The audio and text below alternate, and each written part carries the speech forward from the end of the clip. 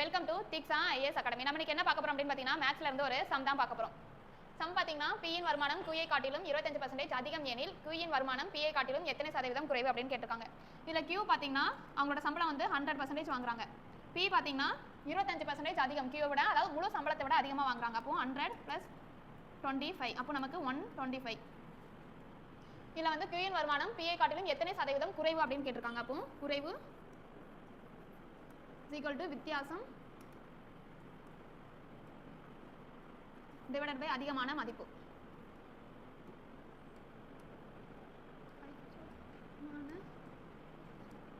மதிப்பு இந்த 100.